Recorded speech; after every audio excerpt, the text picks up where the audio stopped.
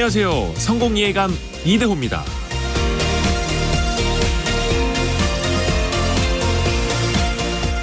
고객님의 계정이 휴면 상태로 전환될 예정이 오니 이런 이메일이 종종 들어옵니다. 1년 이상 로그인을 하지 않아서 정보통신망법에 따라서 휴면 계정으로 분류하고 일반 고객 아이디와 분리해서 이걸 따로 관리하겠다는 내용인데요.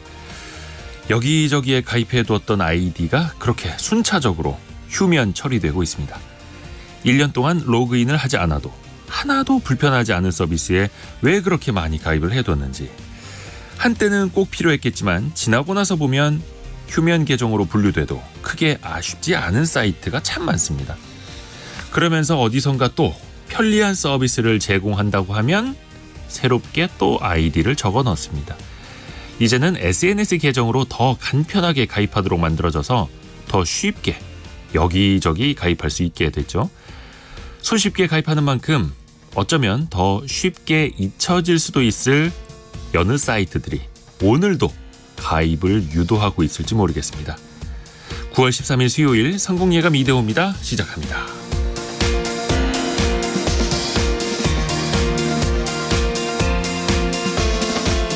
안녕하세요. 이대호입니다.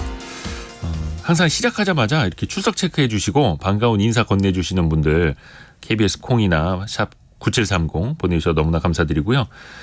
2511님이 조금 전에 올려주셨는데 월요일에 딸이 태어났습니다. 어제 오늘 정신이 없다가 오늘은 아이 엄마와 함께 입원실에서 성공예감 듣고 있네요. 걱정도 많지만 엄마와 아이 모두 건강하니 더없이 행복하네요. 라고 또 이렇게 반가운 문자 메시지도 보내주셨고요. 축하드립니다.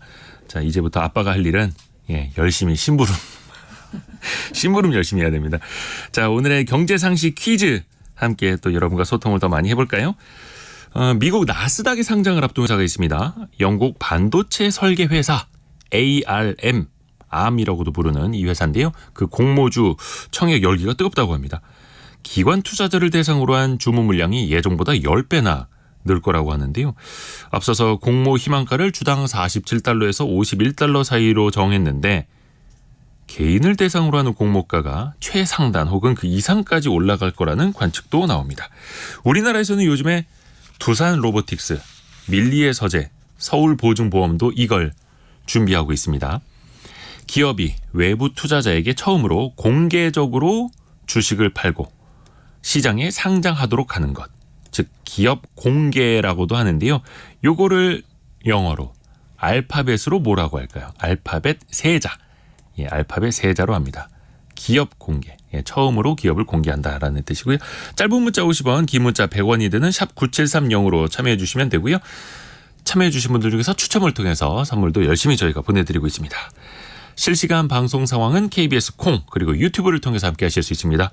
성공예감 이대호입니다. 자주 검색하시면 성공이 가까워집니다.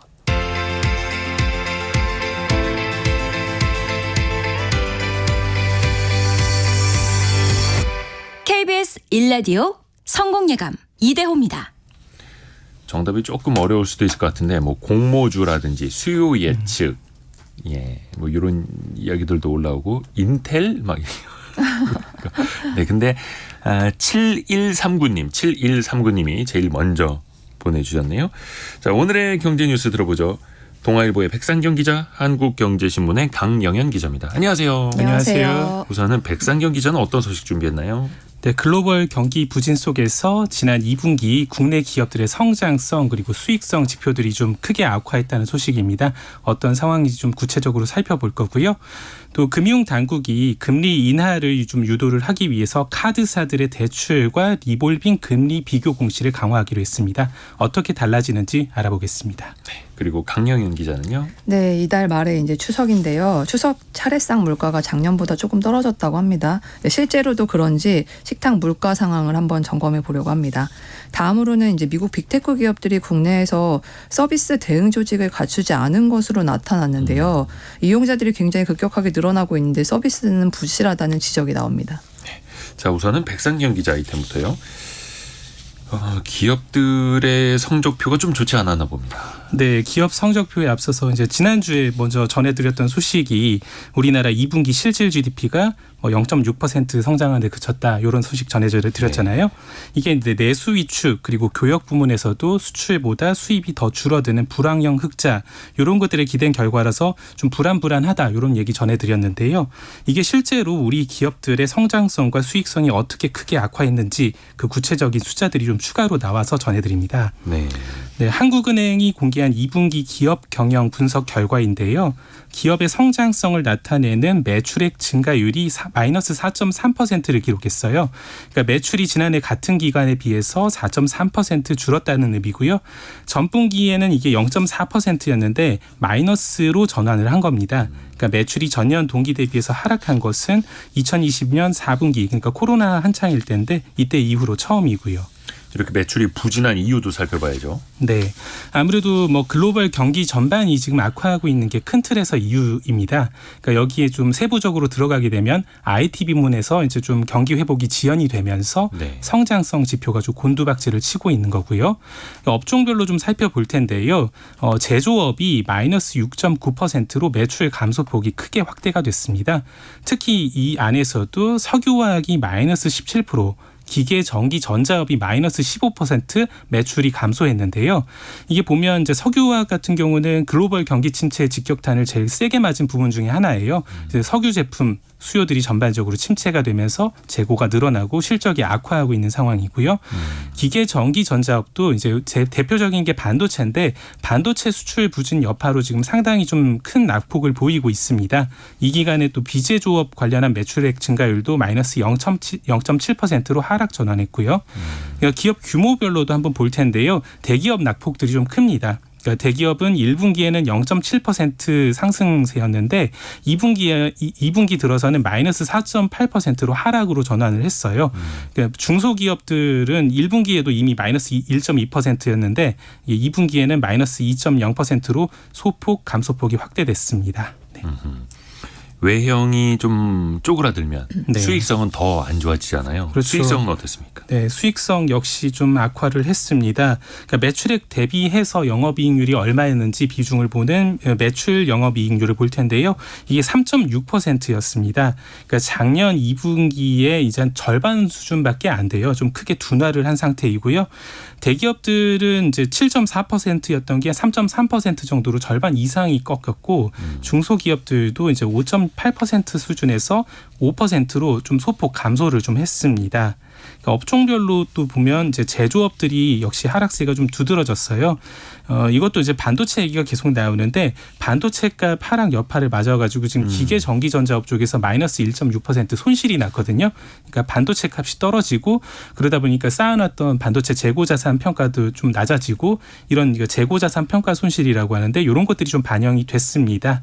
그리고 비제조업 쪽에서는 건설업 쪽에서 좀 많이 꺾였거든요. 3.3% 이제 영업이익률을 기록을 했는데 이게 작년 2분기에 비교를 하면은 반토막 정도가 났어요. 근데 이제 다들 기억하시겠지만 최근에 이제 주요 건설 현장에서 붕괴 사고들 좀 많이 나타났잖아요.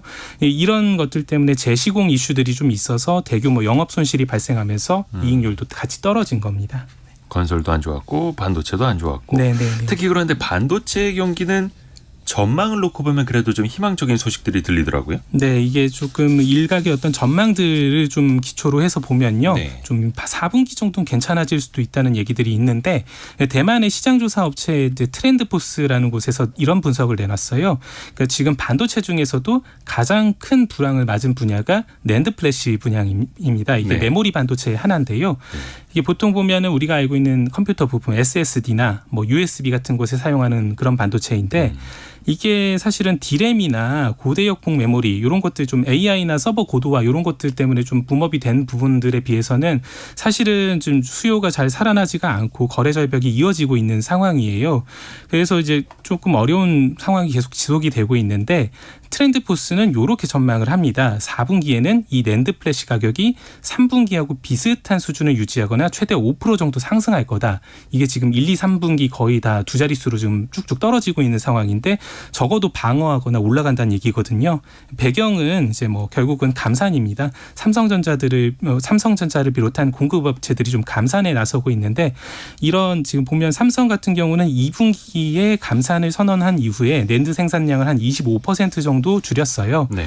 이제 트렌드포스는 이런 삼성이 좀 한 4분기까지는 한 감산량을 35%까지 확대할 거다. 그리고 SK 하이닉스나 다른 업체들도 좀 감산 규모를 계속 키우고 재고 털어내기에 속도를 낼 거다. 이렇게 전망을 했습니다. 그래서 이제 수요가 살아나는 건 아닌데 생산을 통제하는 것들이 이 시장에 좀 게임 체인저가 되지 않겠느냐 뭐 이런 전망을 내놓은 것이고요.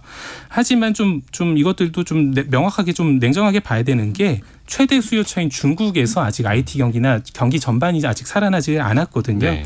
그래서 사실은 실제 상승은 그래서 좀 내년 1분기 정도까지는 좀 늦춰봐야 되는 거 아니냐 이런 뭐 지적들도 있습니다. 정말 우리나라 경제 전반적으로 이제 반도체에만 쳐다보고 있는 것 네. 수출이 1위 품목이기 때문에 빨리 좋아져야 됩니다. 강영현 기자 아이템. 이맘때면 나오는 뉴스입니다. 추석 차례상 비용. 요즘 뭐 차례 안 지내시는 분들도 많기는 한데 얼마 정도 들까요? 이거 비교해봐야죠. 네, 서울시 농수산식품공사가 주요 유통업체 총 25곳에서 36개 주요 성수품목 가격을 조사했거든요. 그래서 기준은 6, 7인 자족 기준이라고 합니다. 네. 그래서 정통시장에서 구매를 했을 때는 24만 원으로, 그러니까 대형마트는 28만 원 나왔거든요. 그래서 4만 원 정도 저렴한 것으로 나타났습니다. 그러면 이제 전통시장 가서 구매하면은 다 싼 거냐? 이거는 좀 품목별로 다른데요.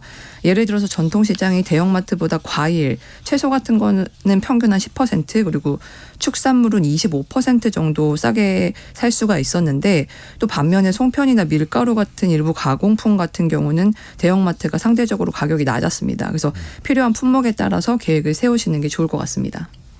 근데 이게 올해 차례상 비용은 물가가 좀 떨어진 거라면서요. 그렇죠. 그러니까 지금 전반적으로 물가가 좀 상승한 거 아닌가라고 했는데 이렇게 좀 차례상 비용이 좀 낮게 나와서 의아하실 수 있는데 네. 가장 큰 이유가 지난해 추석이 좀 빨랐다는 점이라고 합니다. 그래서 아무래도 추석 차례상 비용이 제철이 아니었다 보니까 좀 비쌌었는데 그래서 올해가 작년보다 전통시장은 5천 원, 그리고 대형마트는 2만 6천 원 가량 구매 비용이 하락한 것으로 나타났습니다. 이것도 품목별로 조금 달랐는데요. 예를 들어서 애호박이나 뭐 이런 채소 그리고 나물 그리고 소고기 같은 축산물은 정년 대비해서 하락을 했는데 요즘에 진짜 많이 올랐죠. 과일 그리고 배추 같은 채소 그리고 수산물 쌀 이런 거는 전년도보다 모든 구입처에서 가격이 올랐습니다. 근데 이제 앞으로 이제 전망은 조금 다른데 예를 들어서 수산물 같은 경우는 뭐 워낙 그 후쿠시마 오염수 방류 때문에 소비 심리가 위축된 상태여서 네. 전반적인 시세 하락은 예상이 된다고 합니다. 뭐 좋은 거는 아닌데. 그렇죠. 그리고 또 과일 같은 거는 뭐 예상하시겠지만 최근에 집중호우라든지 고온 뭐 이렇게 이상기후 현상으로 좀 작황이 안 좋았다고 해요. 채소류도 마찬가지고 그래서 평년보다 강세를 보일 것으로 전망을 하는데 일단 종합적으로 봤을 때 공사에서는 그 정부의 성수품 공급 확대 등으로 인해서 그 추석 농수축산물 가격이 안정세를 보일 것으로 예상을 합니다. 근데 이제 또 이게 약간 지적이 되는 게 딱 하루를 정해가지고 조사를 한다고 해요. 네. 그렇다 보니까 아무래도 정확도가 좀 떨어지는 거 아닌가 이런 시점에 분석도 따라서? 네네 그런 분석도 나옵니다.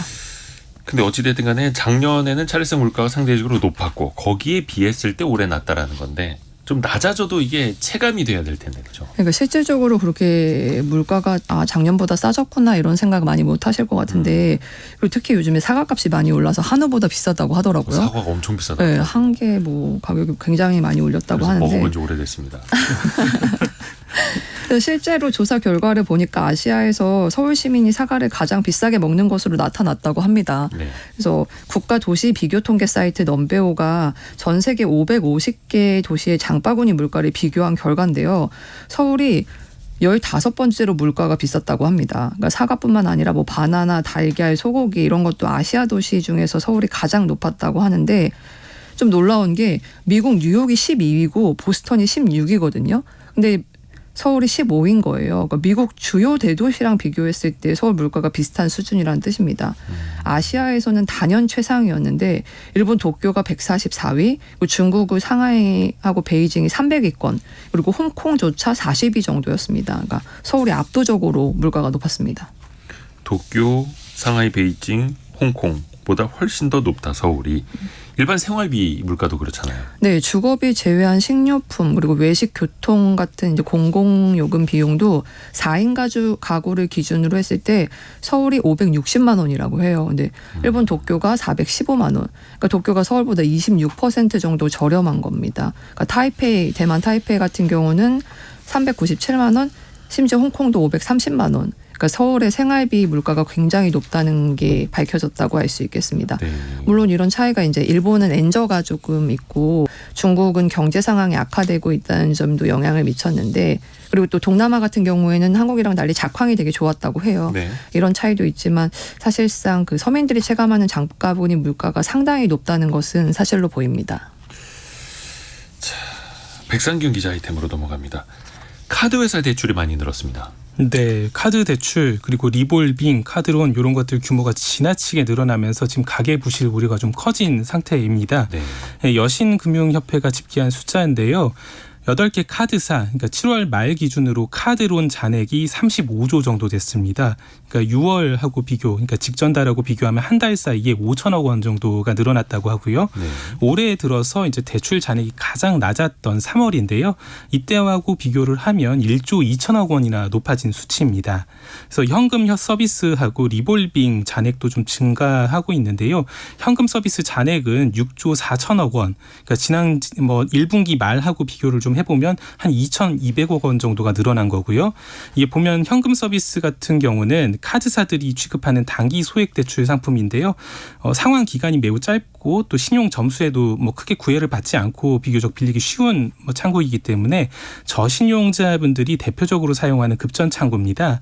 근데 이제 이게 보면 금리가 10% 후반대에 육박을 해서 사실상 1, 2금융권 비교할 것들도 아니고 굉장히 그 대출 금리가 부담이 되거든요. 거기다 이제 신용 점수에도 좀 큰 타격을 주고요. 이게 늘어났다라는 건 그만큼 저신용자분들의 급전 수요가 카드 쪽으로 다 몰렸다라고 좀 봐야 되는 거고요. 리볼빙 잔액도 보면 7조 3천억 정도 됐는데요. 네. 이게 1분기 말 대비해서 역시 한 2천억 정도가 증가한 겁니다. 그러니까 리볼빙은 이제 보면 카드 대금 일부 먼저 결제를 하고 나머지는 다음 달로 2월에서 그때 결제를 하는 이런 사실상의 좀 단기 대출을 받는 형태라고 봐야 되거든요. 일종의 돌려막기 같은 그렇죠. 거죠. 카드 네. 돌려막기라고 보통 표현을 하는데 이것도 이제 보면 금리에 해당하는 이제 수수료라고 표현을 하는데 평균 수수료율이 15에서 17% 정도가 됩니다. 굉장히 고금리인데도 많이 쓰고 있는 거죠. 법정 최고금리가 20%인데 웬만한 카드론, 리볼빙은 다 15%에서 네. 17, 18% 육박하고 있고, 금융당국이 이것 관련된 공시를 강화한다고 합니다. 어떻게 구체적으로 한다는 거예요? 그러니까 목적은 이겁니다. 그러니까 그 정보를 좀 공개를 하면 금리 정보 공개를 하면 인하 경쟁이 좀 펼쳐지지 않겠느냐 이런 얘기인데 카드 회사끼리 좀 경쟁하지 않겠느냐. 맞습니다. 네, 좀 서로 금리가 드러나 있으면은 조금 더 싸게 해서 우리 쪽으로 오세요 이렇게 네. 좀 유도를 하기 때문에 좀 내려가지 않겠냐는 건데 이게 그 목적으로 지금 시행하기로 한 게 신용카드 상품 공시 시스템입니다. 오는 20일부터 요걸 좀 시스템을 운영을 하게 되는데요. 요 시스템에는 이제 회사별로 카드 대출 그리고 리볼빙 이런 것들의 평균 금리를 볼 수 있는 요약 화면 같은 것들이 제공이 됩니다. 네. 그러니까 자기가 원하는 카드사의 현금 서비스, 카드론, 리볼빙 금리를 한눈에 비교할 수 있게 되는 건데요.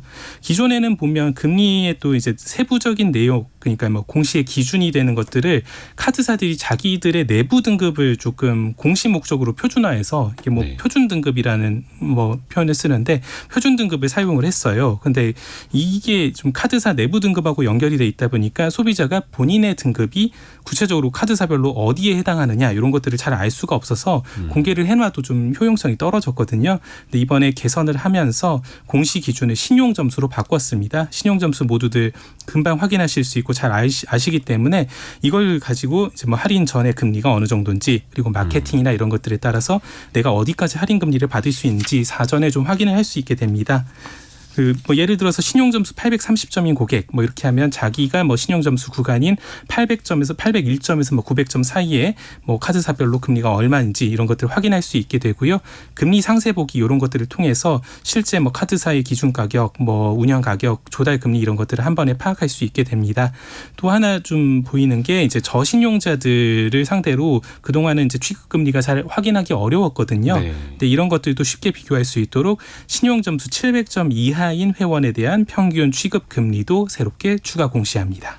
비교적 신용도가 낮은 사람은 금리가 얼마인지 그 네. 신용도에 따라서도 신용 점수에 따라서도 그리고 기준 가격, 운영 가격, 조달 금리 등등 세부적인 원가 구조까지도 네, 맞습니다. 이제 공시가 된다라는 건데 네. 그러면 이게 실효성이 있어야 되지 않습니까? 이걸 가지고 그래서 카드 회사들이 금리를 좀 내려야 되는데. 예, 사실 어떨까요? 이거에 대해서 좀 부정적으로 보시는 시각들이 꽤 많은 것 같아요. 네. 그러니까 근본적으로 지금 상황이 카드사의 금리를 우리가 몰라서 카드 대출로 지금 사람들이 몰리느냐 이걸 그게 먼저 생각을 해봐야 아니죠. 됩니다. 네. 네, 고금리 때문에 지금 제2금융권에서 자금 조달이 어려워지면서 그쪽에서 대출 문턱을 높여버리고 그러면서 이제 사람들이 급전을 빌릴 곳이 없으니까 카드사로 사실 몰리는 상황인 거거든요. 그러니까 뭐 이를테면 대표적으로 저신용자분들이 급전 창구로 썼던 곳이 저축은행, 캐피탈, 대부업체 이런 곳들이었어요. 근데 이게 사실은 지금 자금 조달 금리가 계속 높아지다 보니까 법정 최고 금리는 20%로 이제 막혀 있고 이 자기들이 자금을 조달해오는 금리는 높아지고 이 격차가 점점 줄어들수록 자기들의 영업이 좀 어려워지니까 대출을 쪼이고 있는 거거든요. 사실 그래서 이제 카드 대출로 몰리고 있는 거고요. 카드사들도 이런 자금 조달을 위해서 발행하는 이게 여전채를 발행을 해야 되는데 여신 전문 채권이라고 하는 건데요. 요거 금리가 지금 급격하게 상승하고 있는 추세입니다. 그러니까 보면 조달 비용 리스크가 커졌다고 볼 수가 있고요.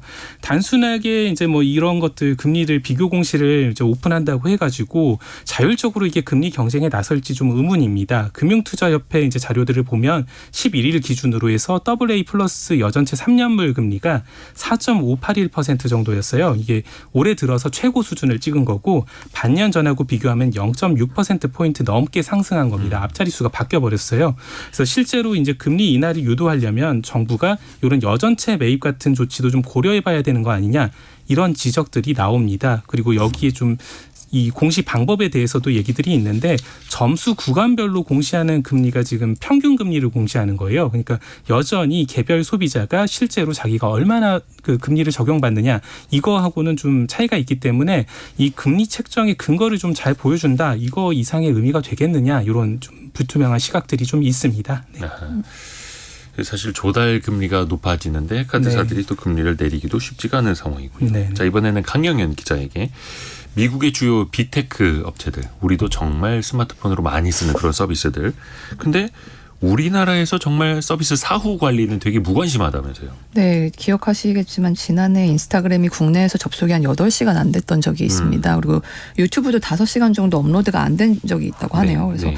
이렇게 한두 시간이 아니고 이렇게 오랫동안 장애가 신속하게 처리되지 않는 것이 국내에 장애복구 담당 부서나 담당자가 없기 때문이라는 지적입니다. 네. 그러니까 구글이랑 메타 같은 경우에는 그래서 우리나라에서 발생하는 서비스 장애를 미국 본사 직원이 담당을 한다고 해요. 시차가 있을 수밖에 없겠죠. 그리고 넷플릭스 같은 경우에는 지난달 말에 이제 정부가 조사에 나서자 뒤늦게 담당 부서를 지정한 것으로 나타났습니다. 인재야 움직이는 거네요. 네. 정부가 조사에 나서니까. 그렇습니다. 그 구글이랑 메타 같은 경우에는 그동안 책임 회피를 위해서 그 페이퍼 컴퍼니라는 그거를 이제 국내 대리인으로 세웠다는 비판을 받아왔었어요. 그러니까 네. 현지 법인을 내지 않고서 페이퍼 컴퍼니를 했던 건데 그래서 지난 5월에 국내에서 해외 본사가 설립하거나 해외 본사가 임원을 구성해서 실질 운영을 맡은 국내 법인을 대리인으로 지정하도록 하는 구글 대리인법이 시행이 된 상태입니다. 이른바 구글 네네. 대리인법. 그래서 더 이상 이제 페이퍼 컴퍼니를 대리인으로 지정하는 꼼수가 통하지 않게 하기 위한 건데요. 해외 사업자의 책임성을 강화하기 위한 것이라고 볼 수 있을 것 같습니다. 그래서 이제 구글 같은 경우도 국내 대리인을 기존의 트랜스 코스모스 코리아라는 곳이었는데 구글 코리아로 바꿨고요.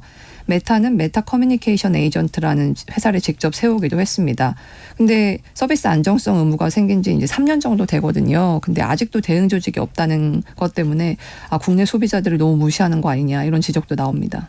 그러니까 이 빅테크 기업들이 어마어마한 수익을 거둬가면서도 국내에는 그냥 대행사 정도만 쓰고 있는 거고 이거 좀 정부가 관리를 해야 될 텐데요. 그러니까 방금 말씀드렸다시피 우리나라에서 2020년 말부터 국내에서 하루 평균 이용자가 100만 명을 넘으면서 전체 인터넷 트래픽의 1% 이상을 차지하는 기업들한테 서비스 안정성 확보를 의무화하는 것을 부과했거든요. 네. 그래서 이제 구글, 넷플릭스, 메타, 그리고 네이버, 카카오 등이 이 규정에 해당을 하는데, 그러니까 서비스 안정화 의무가 있는 빅테크 기업들이 국내에서 서비스 장애 대응 조직조차 마련하지 않은 것은 이제 위법이라고 볼 수 있는 겁니다.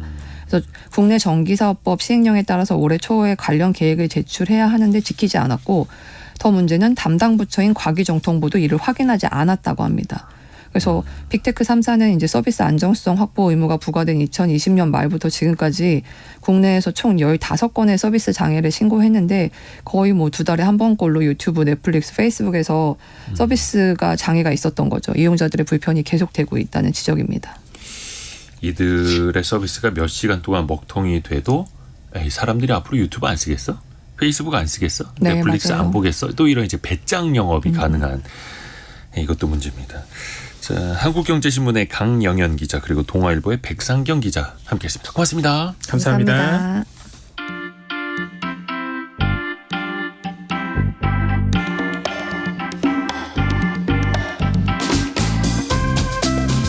지금 여러분께서는 KBS 일라디오 성공예감 이대호입니다를 듣고 계십니다.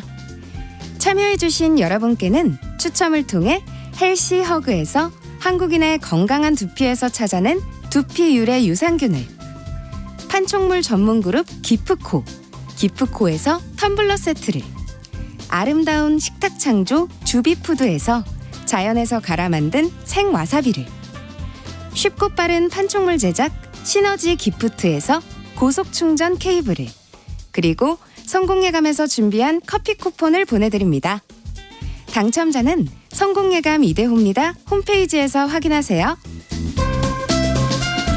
경제상식 퀴즈 한 번 더 내드리겠습니다. 지난해 LG 에너지 솔루션이 기관 투자자 수요 예측에서 무려 1경 5,200조 원이 넘는 천문학적인 금액의 수요 예측 기록을 하기도 했었죠. 한동안 증시가 안 좋아서 좀 이 시장이 침체됐었는데 최근에는 좀 증시가 반등하기도 하고 이 시장으로 좀 돈이 몰리고 있는 것 같습니다. 기업이 외부 투자자에게 처음으로 공개적으로 자금을 유치하는 행위, 기업 공개인데 이거를 알파벳 3글자로 맞춰주시면 됩니다. 5147님이 기업 공개처럼 문자 메시지도 공개되길 바란다고 보내주셨습니다. 네, 5147님의 문자 메시지도 공개가 됐습니다. 그리고 5147님이 다른 방송국 진행자시라고 저도 열혈 애청자입니다라고 보내주셨네요. 누군지는 모르겠습니다만 다른 방송국에서도 열심히 듣고 있는 KBS 일라디오 성공예감 이대호입니다. 고맙습니다. 0610님 이거 약자만 아는데 풀어서도 알려주세요. 근데 아까 장강석 님이 풀 전체 영어로 보내주셨습니다. 이거 읽어드려야 되나요? 이거의 약자인데 이거 어떻게 하지? 이니셜 퍼블릭 오퍼링 요거의 약자입니다. 또 이 중간에 이제 F자로 하시는 분들도 있으니까 헷갈리실 수도 있습니다. 그래서 정답이 아니라 힌트만 드린 거고요. 자, 짧은 문자 50원, 긴 문자 100원이 드는 샵 9730이나 KBS 콩으로 보내주시면 됩니다. 오늘의 움직임에 주목하고 세상의 흐름을 놓치지 않습니다. 여러분의 내일을 응원하며 성공의 열쇠를 함께 찾아갑니다. 성공예감 이대호입니다. 전세 사기 이야기 한동안 우리나라 시끌시끌했었죠. 지금도 사실은 그 문제가 이어지고 있다고 합니다. 전세 수요는 언제든지 또 꾸준히 있기도 합니다. 누군가에게는 주거 사다리가 되기도 하고 어떤 분들에게 여전히 기피 대상이 되기도 하고요. 오늘은 이 전세 역사에 대해서 재미나게 한번 들어보죠. 한국경제사 어피티의 김정인 이사와 함께합니다. 안녕하세요. 안녕하세요. 이게 전세가 하루 이틀 된 거는 아닌 거고 이게 네. 꽤 좀 역사가 있다면서요. 네, 맞아요. 그래서 뭐 전세가 우리나라에만 워낙 독특한 제도이다 보니까 네. 뭐 이거 언제부터 어디서 시작된 거야? 이렇게 질문하시는 분들이 참 많은데 예. 사실 이제 그 누구도 거기에 대해서 확답할 수 있는 분은 안 계실 거고요. 네, 다만 이제 너무 오래된 제도라 고려사에도 원형이 등장을 하고요. 승정원 일기나 조선왕조 실록에도 유사한 관행이 있다고 하기는 합니다. 네. 그런데 이제 근대적 금융이 등장하기 이전하고 이후를 좀 동등하게 놓고 비교하기는 어렵고요. 우리가 아는 전세 이야기를 할 때는 이제 1876년에 일본하고 강화도 조약이 개항 강제 네. 개항 조약인데 이제 맺으면서 부산, 원산, 인천을 개방하면서 쏟아져 들어온 일본인들 때문에 발전하게 된 숙박 형태를 중심으로 좀 푸는 경향은 있습니다. 근데 제가 볼 때도 여기에 두 가지 포인트가 있어요. 네. 일단 하나는 어쨌든 목돈을 보증금으로 주고 집을 임대한 다음에 네. 월세를 내지 않고 나중에 보증금을 돌려받는 게 전세잖아요. 네. 근데 이런 관행이 너무 자연스러웠다는 거예요. 돈을 내고 예. 나중에 보증금을 돌려받는 관행. 뭐 전세랑 똑같았네. 네네네. 혹시나 당시에도 그 집주인들을 이제 큰 보증금을 받았던 거니까 이거 떼먹는 사람, 전세 사기 이런 게 예전에도 있었을까요? 아, 예. 이제 1925년에 보면요. 동아일보에 이제 재미있는 기사가 하나 납니다. 1925년. 네, 거의 100년 전. 그렇죠. 천일청이라는 이제 성함을 가진 은퇴한 우리 상궁 마마님께 전셋집이 하나 있었는데 예. 불교중앙포교소에 송영필 씨 명의로 저당권 설정을 해뒀대요. 이게 기사의 실명으로 이렇게 나온 거죠. 예. 1925년에. 네네네. 그런데 이분이 몰래 이제 송영필 씨가 전매를 이제 단기 이익을 목적으로 사자마자 대파는 그런 행위를 해버리는 바람에 이제 우리 천상궁 마마님께서 그대로 길에 나앉게 돼서 재판을 걸었다 뭐 이런 기사인데요. 최근 전세 사기랑 거의 비슷하네요. 네네. 참 오래된 범죄 형태입니다. 근데 기사에서 전세가 뭔지 굳이 설명을 안 해요. 이제 이미 너무 당연하게 존재하는 제도인 거죠. 네, 그래서 또 39년에 같은 신문에 보면은 전세가 임대차 관계냐 아니면 이게 집을 저당 잡힌 거냐 뭐 이런 식으로 좀 따지는 기사가 나요. 이제 그 모든 게 섞인 특별 계약이 아니냐면서 이걸 어떻게 따로 관리를 안 하면 사람들 생활에 큰 문제가 생길 것 같다 이러면서 조선 총독부가 이렇게 뭐 이거를 정비를 해야겠다 이런 식으로 기사를 냅니다. 네. 예, 이제 조선시대 때부터 있었는데 이게 근대적인 법률로는 좀 제정이 안 돼 있다가 네. 이제 정리를 좀 시도했던 것 같아요. 이후에는 1949년에 미군정에서 민법 초안에서 전세권을 인정을 하고요. 58년에는 민법을 제정하면서 전세권을 제도화했는데 이게 좀 시작이라고 봐야 될 것 같습니다. 아하. 근데 이 전세 제도가 현재까지도 이제 무주택 서민들의 주 거주 수단이 된 것 아닙니까? 이렇게 계속 이어져 온 이유, 배경도 살펴볼까요? 이게 부동산 임대차 제도인 거는 맞는데 그보다는 사금융 성격이 조금 더 중요하게 여겨졌던 것 같습니다. 금융의 성격으로. 예, 1999년에 LG경제연구원이 부동산 시장 메가트렌드 보고서를 하나 내놨는데요. 네. 전세 제도가 앞으로 없어질 거다 이렇게 예측을 하면서 근거가 뭐였냐면 주택저당 채권 같은 부동산 금융 확대를 꼽아요. 지금이야 뭐 50년 만기 주택담보대출 이런 거 나올 정도로 당연한 대출인데 이제 민간에 좀 대출을 잘 안 내주던 시절이 있었잖아요. 저희가 그때는 이제 지금보다 훨씬 전세 제도가 금융 사금융 용도로서 좀 당연하게 받아들였다는 점 이제 알 수 있고요. 이제 1999년이 그러고 보면은 참 부동산 시장 변곡점이었던 게 네. 이제 모기지론 있잖아요. 네. 그러니까 주택저당 채권이 처음으로 도입이 됐거든요. 네. 그러면 이제 은행이 주택담보로 금융채 발행하면서 자금 조달이 쉬워지니까 아무래도 유동성 공급이 그냥 대출 공급도 좀 늘어날 여력이 생기고 금리도 좀 낮아지고 그러니까 똑같은 조건을 좀 많이 빌려줄 수 있게 된 거죠. 그러니까 그 채권을 유동화하면서 돈을 더 금융사가 잘 빌릴 수 있게 됐으니까. 네. 당시에 이제 주택담보대출 금리가 한 12%, 14%요 사이 왔다 갔다 했는데 지금 이 금리면은 원리금 상환하실 수 있는 분이 별로 안 계실 거예요. 그러니까 여기서 더 낮아진 거니까 당시로서 완전히 최첨단 금융 혁신이죠. 네, 그래서 전세가 이때부터 없어지고 주택 가격은 장기적으로 하락할 거다. 이제 이런 전문가 전망이 좀 많았습니다. 당시에는 뭐 원체 고성장 시절이었으니까 그 고금리도 감당할 수 있었던 시절이었던 거고요. 네. 그리고 또 어른들 얘기 들어보면 옛날에는 전세집 구하기가 되게 힘들었다라고 하더라고요. 집 자체가 많지도 않았었고 네. 우리나라가 특히나 고도 성장할 때 그랬을 텐데 당시 전세 상황도 좀 알려주세요. 예. 근데 사실 이제 전세 물량은 말씀하신 대로 항상 부족했습니다. 지금 전세 물량뿐 아니라 주택 공급 자체가 전반적으로 늘 부족했던 게 우리나라 좀 이쪽 역사인 것 같아요. 네. 일제 강점기 때도 경성에 주택 부족하다고 이제 난리가 났었고요. 경성의 주택이 네, 부족하다. 네. 근데 그 이후에는 더 심해졌죠. 왜냐하면 1940년대 해방 이후에 이제 만주나 일본으로 건너가셨던 우리 동포들이 이제 돌아오면서 수요가 이제 폭발을 하는 거죠. 예, 그래서 다들 먹고 살 걱정을 하는 시절인데 이때 주택 공급을 해야 된다는 이야기는 조금 이제 후순이고 전세라도 어떻게 먼저 좀 공급을 해야 하지 않겠느냐. 그래야 사람들이 지붕 있는 집에서 자지 않겠느냐 하는 이야기가 좀 지배적이었고요. 이게 갈수록 더 심해지기는 했습니다. 왜냐하면은 1960년대 우리 고도성장 시작할 때 산업화 시절에는 저고가 정책으로 좀 농촌 인구를 도시로 빨아들여서 산업에 좀 종사하도록 했었잖아요. 근데 도시 지역에 인구가 넘쳐요. 그래서 이래서 또 전세가 좀 불편화된 면이 있었어요. 그래서 당시 기사를 보면 전세 얻으러 오는 사람들이 보통 다 시골에서 올라온 사람들이라고 네. 그렇게 얘기를 했어요. 1968년까지는 소위 말하는 시골 사람들이 도시 사람 인구보다 훨씬 많았기 때문에 그렇죠. 그게 다 이제 도시 지역 주택 수요고 전세 수요고 그랬던 거죠. 이 경향이 쭉 이어집니다. 그게 지금까지 이어지고 있는 거죠. 네. 그러면 당시에 뭐 한 대략 한 50년 전쯤으로 거슬러 올라가면 네. 당시에 전세 보증금은 한 얼마 정도 됐을까요?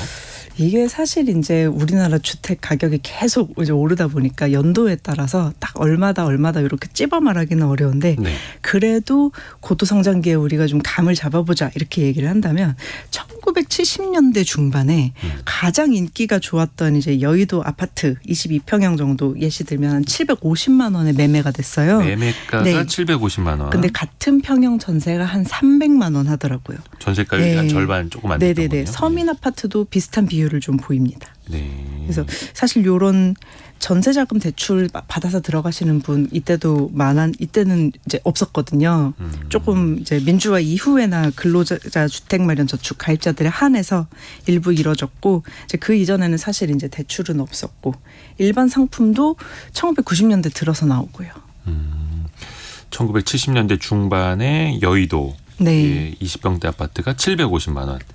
50년 전으로 돌아간다면 이 집을 사고 싶은데 당시에는 750만 원이 또 없었을 겁니다. 그렇죠? 자, 근데 사실 전세라는 게 있었고 분명히 집 주인들도 보증금을 받았을 거고 일종의 갭 투자 같은 것도 그때부터 시작이 됐을까요? 네. 이제 고도 성장하던 시절에는 시중금리가 아무래도 높았기 때문에 네.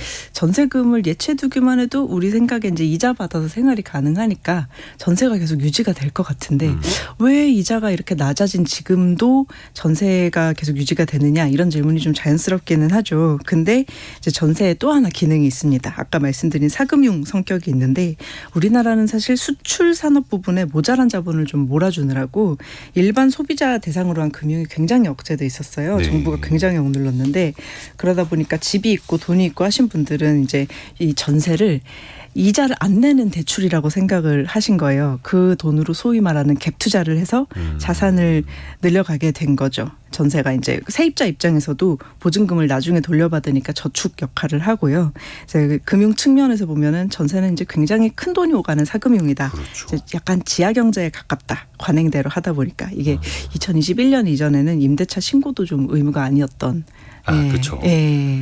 그것도 본격화된 지 얼마 안 됐으니까. 그래서 주택 주거수단뿐만이 아니라 사금융 역할을 했던 거다. 그러면서 갭 투자도 성행이 됐던 거고요.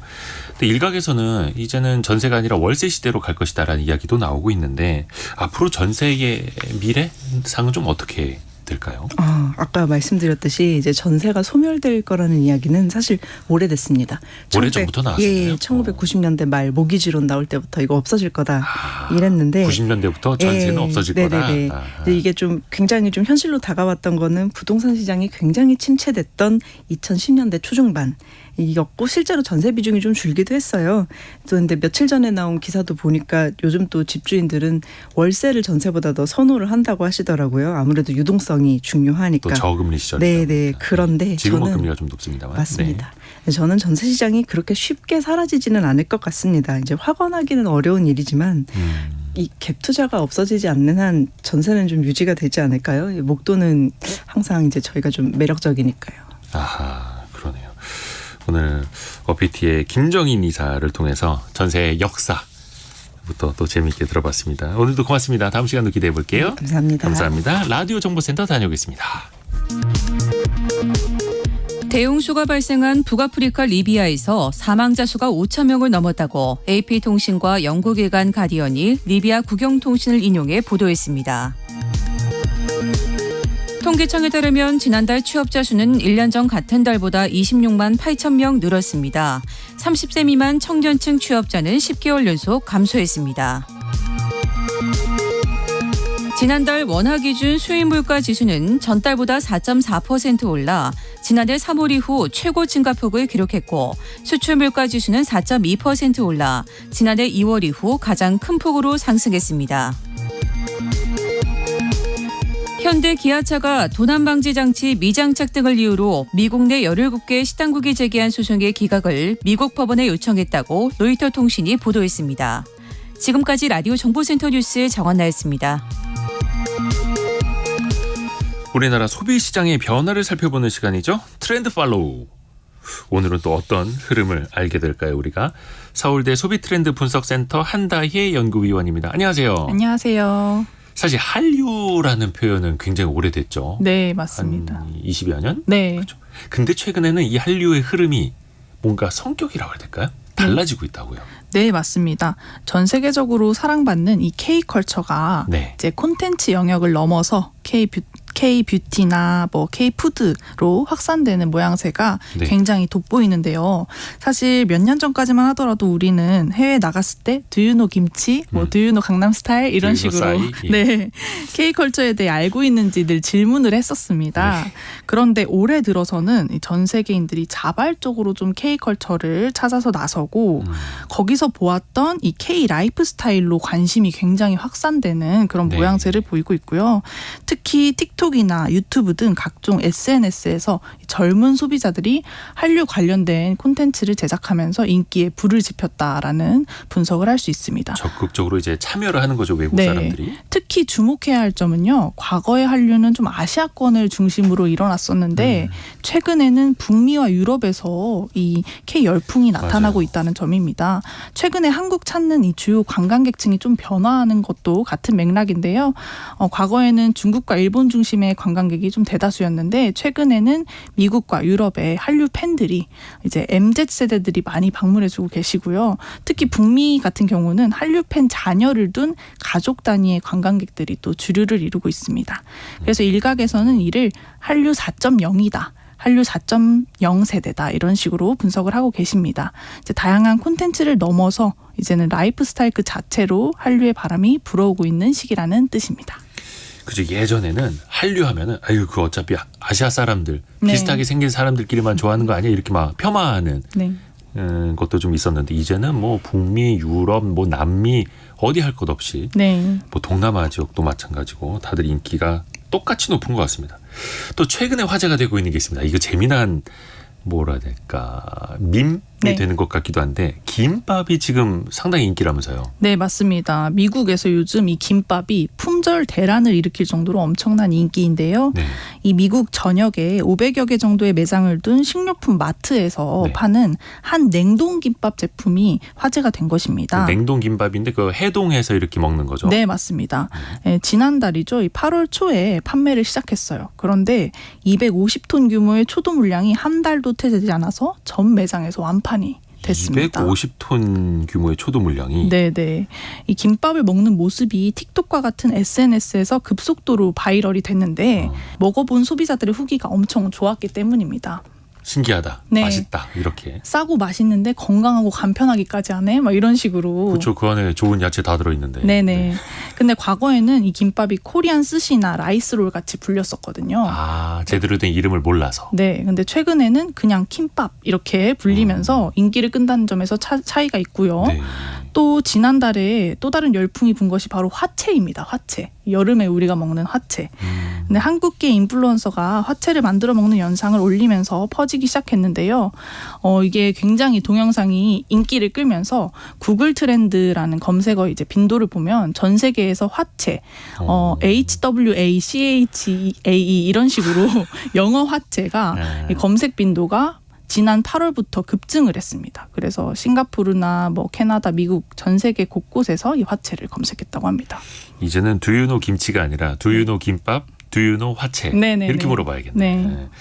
근데 사실 불닭볶음면 같은 매운 라면 같은 게 사실 이것도 거의 한 10년 전부터 일각에서 매운맛 챌린지 먹는 거 도전하면서 유행을 탔었잖아요. 네네. 근데 이번 열풍은 그때랑 비슷한 겁니까? 아니면 조금 달라지는 겁니까? 네, 조금 다르다고 볼 수 있는데 네. 물론 기존에 인기 있던 이 K라면도 요즘 굉장히 인기를 끌고 있는 것은 사실이지만 최근에 달라진 점은요. 정말 우리가 흔히 일상에서 자주 먹는 메뉴들이 K푸드에 포함됐다는 점이 좀 많이 달라졌다고 볼 수 있습니다. 네. 네, 요즘 한국 딸기가 세계적으로 우수성을 인정받고 있다는 사실 아시나요? 이 딸기 딸기가. 수출액이 예. 2005년에서부터 2022년까지 이 사이에 13배 이상 증가했어요. 네, 원래 그동안 이 해외에서는 일본산 딸기를 많이 구매했었는데 최근에는 이 한국 딸기를 찾는 사람들이 엄청 늘고 있습니다. 해외에 나가셔서 딸기 한번 드셔보신 분들은 한국 딸기가 좀 맛있는 거였네 이렇게 생각하시는 분들 계셨을 거예요. 굉장히 상큼하고 달콤하면서 이 풍부한 과즙향이 한국산 딸기의 인기 비결이라고 할 수 있습니다. 특히 우리나라 딸기가 더 맛있다. 네네. 그리고 이 딸기가 왜 많이 팔리는지 아세요? 왜요? 저 호텔에서 일하시는 분한테 들었는데 사진 찍어서 올렸을 때 제일 예쁘게 나온대요. 네. 색감도 그렇고 모양도 그러네요. 그렇고 네. 그래서 더 같이 많이 팔린다. 어, 맛도 좋고 네. 비주얼도 좋고. 맞습니다. 요즘 한국 아이스크림도 인기가 심상치 않은데요. 아이스크림도요. 네, 이 메론 맛 아이스크림 다들 아실 텐데 이게 상반기에만 10억 개가 팔렸대요. SNS에서 인기를 일으켰는데 이 멜론 맛이라는 아이스크림 이 자체를 굉장히 신기하게 생각하는 외국 소비자들이 많았답니다. 그죠. 우리나라에서 이거 처음 나왔을 때도 되게 신기했어요. 맞아요. 네, 한번 먹어보고 싶다 이런 반응에 열풍이 불었는데요. SNS에서는 이걸 독특하게 변형시켜서 뭐 떡으로 만들어 먹거나 뭐 타피오카 펄로 만들어 먹거나 이런 콘텐츠도 인기를 끌면서 굉장히 열풍을 불고 있고요. 또 동남아시아 지역에서는 K치킨들이 굉장히 인기를 많이 끌어서 또 점포를 내고 있고 미국에서는 최근에 BTS 한 멤버가 이제 떡볶이를 먹었는데 예, 이 난리가 떡볶이가 났었죠. 난리가 났었습니다. 사실 미국인들에게 이제 떡 식감이 좀 생소할 수 있잖아요. 그런데 최근에는 이제 일단 먹어보자 하는 경향이 굉장히 강해져서 요즘 미국 언론들에서는 이 한국 길거리 음식 수요가 급증하고 있다. 그래서 미국 내에 K푸드가 열풍이 불고 있다 하는 그런 재조명을 하기도 했습니다. 그렇죠. 이게 또 그 사진, 영상의 시대를 만나면서 더 빨리 또 유행을 타고 있는 거고. 네. 박미영 님이 김밥이 자기 이름을 찾았네요. 기쁩니다. 스시롤이라고 불릴 때 속상했었는데. 네, 맞아요. 그렇죠. 스시롤하고는 다르죠. 네. 김밥은 김밥이라고 외국인도 이제는 표현을 하고 있는 거고. 또 보면 외국에 한국 식당들도 많이 생기지 않았습니까? 네. 예전에는 그냥 한국 사람들이 많이 사는 그쵸. 코리안타운에 한국 식당이 많은 막 이런 거였었는데 최근의 트렌드는 어때요? 최근에는 이 코리아타운을 벗어났습니다. 그래서 핫한 핫플들 이런 데서 이제 미슐랭급 고급 한식 형태가 인기를 끌고 있다는 점이 과거와 달라진 점인데요. 이 뉴욕의 록펠러 센터라는 굉장히 랜드마크 같은 네. 빌딩이 있는데 뉴욕에서 최고 식당들이 모였다 이런 평을 많이 받고 있습니다. 그런데 지난해 10월에 이 한식당이 오픈을 했는데 네. 개점하자마자 뉴욕타임즈의 주목을 받았어요. 이 비하인드 스토리를 들어보니까 이 랜드마크 빌딩들이 코로나 기간 중에 다 리노베이션을 진행했대요. 네. 그런데 이 미슐랭급 한식당에 이제 먼저 입점을 제한하는 이런 행보를 보였다고 하면서 한식당이 정말 인기가 많구나 이런 것들을 또 증명하는 단적인 예라 할 수 있겠습니다. 이야, 고은호님이 아침부터 국뽕이 차오릅니다. 이게 사실 그냥 우리나라에서 느끼는 그냥 우리 거 좋아 보인다가 아니라 이제 네. 데이터로 나타나고 있고 네. 관련된 기업들의 아이스크림도 그렇고 라면 수출도 그렇고 실적이 엄청 잘 나옵니다. 맞아요. 그래서 그 기업들 주가도 많이 올랐어요. 네. 미용 화장품이 사실은 K푸드보다 K뷰티가 더 먼저 해외에서 좀 흥행을 했었잖아요. 네네. 이것도 트렌드가 좀 바뀌고 있나요? 어때요? 네, 바뀌고 있습니다. 그 몇 년 전까지만 하더라도 K뷰티 하면 중국이나 일본에서 인기를 누렸고 또 마스크팩이나 색조 화장품 같이 특정한 아이템을 중심으로 인기를 누렸었는데 네. 최근에는 미국에서 이 K뷰티를 굉장히 주목하고 있고 특정 아이템보다는 그 스타일, K-스타일 그 자체가 인기가 되는 추세로 많이 바뀌었습니다. 특히 이 K-팝 여자 아이돌 스타일링이 인기를 끌고 있는데 한마디로 이제 한국식 화장법을 따라하는 그런 트렌드가 자리를 잡았고요. 일반적으로 서양에서는 주로 음영을 확실하게 주는 메이크업을 좀 선호하잖아요. 네, 세 보이게. 그렇죠. 근데 한국식 메이크업은 굉장히 깨끗하고 자연스러운 피부 표현 그리고 생기 있는 이런 본연의 아름다움을 강조하는 포인트들이 많아서 좀 다른데 이걸 적극적으로 시도해보는 그런 움직임들이 증가하고 있습니다. 한국 사람처럼 메이크업 하고 싶어요. 이런 식으로. 네네. 한국 여성처럼. K뷰티에 관심이 높아진 거는 역시나 문화의 영향이 좀 클까요? 네, 사실 가장 큰 이유는 이 K-팝 아티스트들의 인기가 예. 대표적인 예시라고 할 수 있는데 최근에 또 다른 이유가 있습니다. 바로 이 클린 뷰티 트렌드인데요. 클린 뷰티요? 네, 유해 성분이 없는 깨끗한 화장품을 좀 선호하는 이런 트렌드가 많이 나타나고 있습니다. 이 코로나 이후에 전 세계인들이 건강과 환경에 좀 관심을 가지면서 이 클린 뷰티가 열풍을 불고 있는데 한국 화장품 같은 경우는 좀 원료나 성분을 좀 중시하는 소비자들이 많아서 네. 더 깨끗하다 이런 인식이 또 있어요. 실제로 최근에 이제 관광객이 많아지면서 화장품 1번가 명동이 다시 좀 부활을 하고 있죠. 그렇더라고요. 네. 근데 신기한 점은 이 명동에서 현재 외국인에게 인기 있는 K뷰티 상품 10위 랭킹 중에 9개가 중소 중견기업 제품이라는 것입니다. 대표적인 사례로 쌀로 만든 선크림이 굉장히 인기예요. 네. 국내에서는 사실 이름도 생소한 K뷰티 브랜드에서 출시한 것이죠. 근데 이 미국에서는 K뷰티에 관심 좀 있다는 사람이면 무조건 들어봤을 정도로 이 한방 스킨케어 브랜드로 굉장히 인기를 끌고 있습니다. 한방도 그렇고 제품 종류도 그렇고요. 네. 앞으로 이 한류의 흐름이 어떻게 어디까지 전개될까 좀 전망도 마지막으로 해볼까요? 네, 최근 K 열풍은 좀 인위적으로 알리려고 하지 않아도 해외에서 자연스럽게 한국 문화에 호기심과 관심을 갖는 단계로 나아가고 있다는 점에서 과거와 좀 많이 달라졌다고 할 수 있습니다. 좀 뿌듯하기도 하고요. 네. 네, 개인적인 바람을 담아서 이 K 열풍이 좀 꾸준히 이어졌으면 좋겠고 국내 관광객들이 코로나 끝나고 좀 더 많이 유입되어서 시장 활성화에도 좀 큰 도움을 줄 수 있으리라 기대가 됩니다. 앞으로의 기추가 더욱 주목된다 할 수 있습니다. 계속해서 발전하는 K뷰티, K컬처 기대해 보겠습니다. 한다혜 연구위원 수고 많으셨습니다. 고맙습니다. 감사합니다.